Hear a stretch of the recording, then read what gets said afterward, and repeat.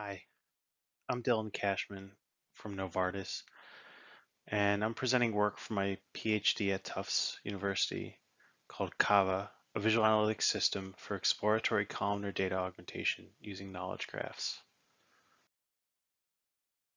So I'm going to describe to you in 30 seconds what all visual analytics systems do. So we all know that we want the user to get insights from data, but the raw data itself might not be the appropriate format for the user, so maybe we render some visualizations using that data and show those to the user. Maybe the data is complex, so we have to use analytics to find better representations that we either feed directly to the user or visualize themselves. And this workflow here describes a lot of visual analytics systems. A lot of visual analytics research has to do with refining these arrows or maybe turning them around or refining one particular aspect of this loop here. Today, I'm going to talk about a system that focuses just on the left side here, on the data in particular.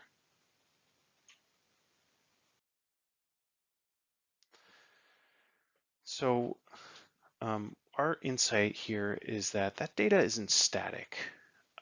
This data is born from context, actually. There's a lot of information about the data, like where it came from, what it's connected to, maybe, that can actually be important for our downstream tasks.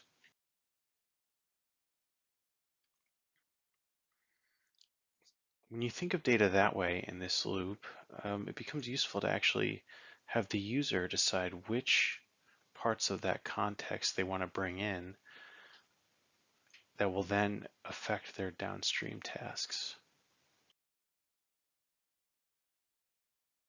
And this brought us to make cava, or Columnar Data Augmentation through Visual Analytics.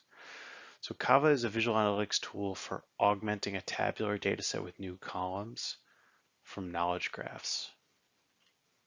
And there's really two contributions, and they sort of go in opposite directions. So first, we present a design study of applying visual analytics to columnar data augmentation as if it were its own domain. But then we turn it around and we look at how columnar data augmentation can actually just be added as part of the visual analytics workflow. And we validate that by showing how downstream tasks can be improved by including this as a step. So I'm going to start treating this as a design study. We're going to look at the data we have, the tasks the user wants to accomplish, and I'll speak briefly about knowledge graphs, which are external data source. Then I'm going to describe the cava system, and then I'll talk about our evaluation, which was a user study and some usage scenarios. So we assume that the data the user comes with is a tabular data set. So here's a typical example. This is a sales data set for some company. So there's 4 columns, and then maybe our target variable, the number of sales in this year. And maybe we want to understand how we can improve the sales or how we can predict the sales. And right now we don't actually have a lot of data to do that, but we have this very rich column, the country. There's a lot of context in there that might help explain why sales are what they are, but that context doesn't live in this data set. So as a user, I might want to discover data related to a given column as my first task, and then join through that data to specify complex attributes. To do that, I'm going to use a knowledge graph. So a knowledge graph is a graph-based information repository that stores entities and relationships as nodes and edges. So here we see Germany and Denmark are 2 different entities, 2 different nodes on the graph. And there's an edge between them that signifies that they share a border with one another. And knowledge graphs can capture one-to-one or one-to-many or many-to-many relationships. And they're often paired with an ontology to give semantic meaning to these links. They're being used more and more now because of how they can describe rich relationships and a very diverse set of relationships. They're used for search engines when you search a term and immediately some details pop up. They're also used in a lot of AI agents to answer questions. For Cava, we use Wikidata as the external data source, which has a lot of the same information as Wikipedia. So let's look at how we would accomplish those two tasks in Cava using a knowledge graph. So the first thing Cava does to discover data related to a given column is it takes the column of values and then maps each row of that column to a node on a knowledge graph, so these 4 nodes, and it wants to find attributes that are joinable for the entire data set. So what it does is it looks at all of the relationships in the neighborhood of each of those nodes, and then it merges the list of related attributes along each of those nodes and returns a list of the most common related attributes. And this sort of ranking is important because, just as an example, Germany in Wikidata has about 1,200 related attributes, whereas some smaller countries might only have 200 related attributes. So we want to try to find, in sort of a quick way, what are the attributes that are most prevalently found throughout our entire data set, throughout every value of that column.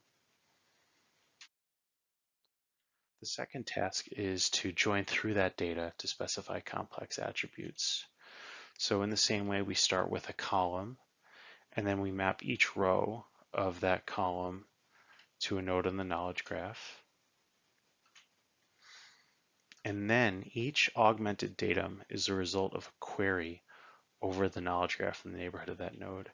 And so these queries can be really simple. So maybe we join on the area, and we're going to do that for each row of our data set, or maybe the population.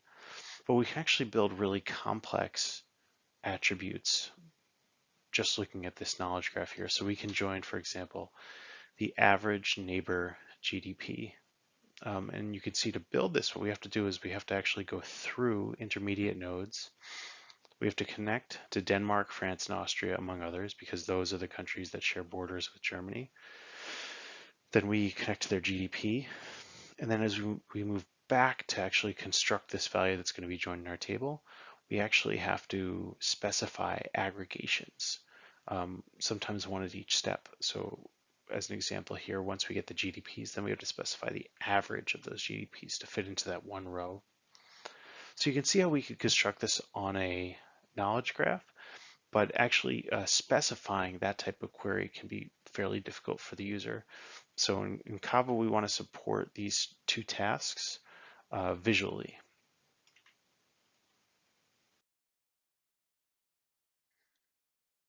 So these two tasks, and we have some other tasks in the paper as well as some other goals that I'm not going to talk about now for issues of scope, but these lead us to two design goals. So first, explore the set of potential attributes visually, give the user some indication about which attributes might be better for their analysis. And then the second goal is to provide visual examples for complex queries so that it's easy for them to understand the query they're building.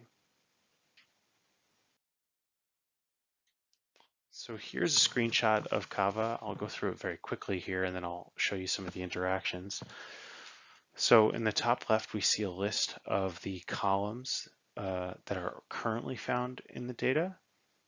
And then at the bottom, there's an example of a few rows just to ground the user in what their data set looks like. And this updates as they add on new columns.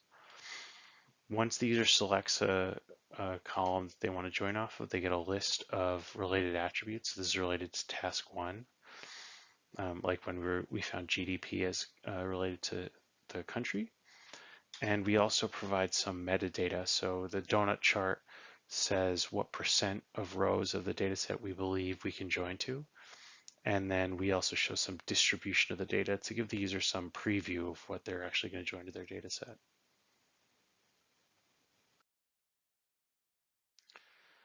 When the user wants to discover new attributes, all they have to do is they click on a string-like column in their data set, and then it's going to just find a list and rank it by what it thinks is most relevant and send it back to them.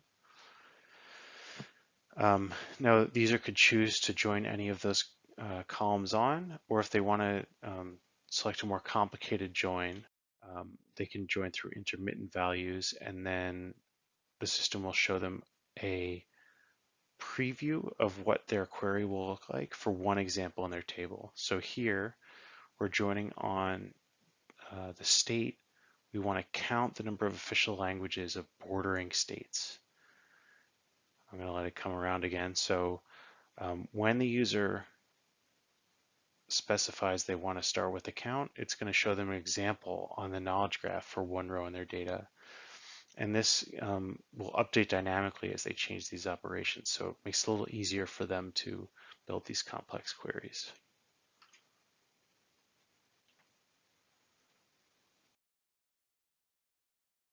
Okay, so our evaluation here, we have evaluations for each of the types of contributions. So the first one we're going to talk about is validating whether adding data augmentation to existing visual analytics workflows can improve downstream tasks. We have two usage scenarios that we talk about in the paper. So the first, we demonstrate how new insights can result from augmenting data. So we take a data set, we look at it in Tableau, then we add some new features and show the types of analysis that you can do using Cava. And then the second usage scenario, we show that a machine learning model that's trained in a data set, its accuracy can be dramatically improved by just a few rounds of analysis in Cava by adding a couple new columns.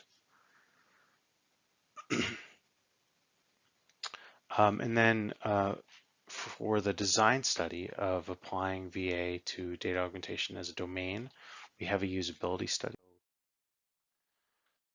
We gave the user two tasks. First, join a set of attributes based on plain text prompts. So, they would see a prompt like that and be asked to join that data. And then also an open-ended task of joining a set of attributes that might help build a predictive model. We gave them a survey afterwards, and generally they found the system easy to use here, so higher is better. We also gave them TLX to find their cognitive load, and that was very low. So we found it was very easy to use our system to do these tasks. So in conclusion, Cava is a visual analytics application that helps users augment their data with additional columns found in knowledge graphs. Users can explore available attributes found near matching nodes on the graph. And to specify complex attributes, they can dynamically build queries with a visual interface. In two usage scenarios, we demonstrate how downstream visual analytics tasks can be improved by integrating columnar data augmentation. And in the user study, we show our technique is highly usable. And the code is available at the Tufts Vault GitHub. I want to mention I work at Novartis in the data science and AI group now, and we're hiring. We're looking for experts, PhD graduates, and interns in visual analytics and data science. We have some really cool data to work with and really cool usage scenarios, like working in a big room like you see on the left there. And we're located in Boston, Basel, and Hyderabad. So please contact me if you want to find out more. And lastly, I want to thank all my collaborators at Tufts, Georgia Tech, Wisconsin, and San Francisco State University. Thanks a lot.